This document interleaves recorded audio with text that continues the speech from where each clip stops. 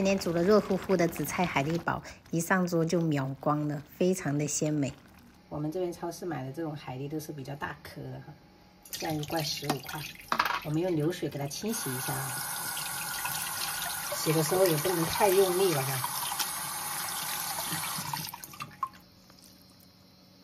做這個紫菜海蠣煲一定少不了五花肉，朋友們，它炖過的話就有肉香。拨一點這種閩南紅蔥頭，我們等一下就是用來炸蔥頭酥哈，會很香。那如果沒有的朋友，你們就用小蔥也可以。小姑他們上個禮拜來吃我們這麼一大包紫菜，因為這個紫菜不是免洗的，所以我們要給它淘洗一點，把這個水給它過濾掉就可以了。閩南紫菜海蠣煲差不多食材就這些了哈，準備一點蒜苗葉子跟紅椒，等一下點綴。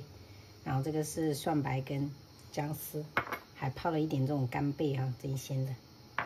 把我們蔥頭放上去哈，保持小火炸。像這種蔥頭酥用來做燜飯也很好吃，可以看一下哈，小火炸到這種有一點淡黃色就可以了哈，不用炸得特別過火，不然很苦。下鍋噴點油，我們直接把這個五花肉放下去，給它點出油脂。點出油脂以後，我們就把蔥白跟薑絲放上去，還有泡好的干貝。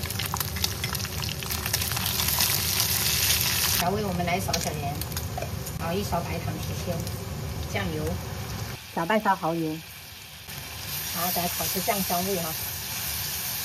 聞到香味以後，我們就把這個紫菜給它鋪上去，還有海蠣，加入適量的清水。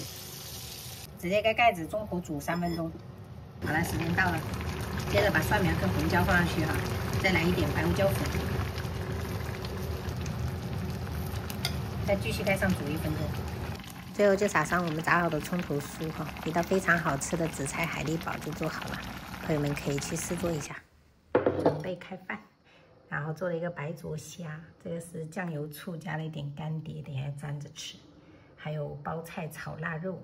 清炒了一個小白菜，今天中午就這樣吃。紫菜很鮮哦，寶貝。補鈣嘍。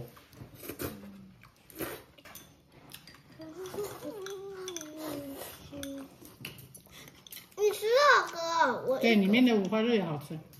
爸爸，這是不是俊明剛帶回來，帶過來？對，姑姑給我們的。12公分左右，最高12公分。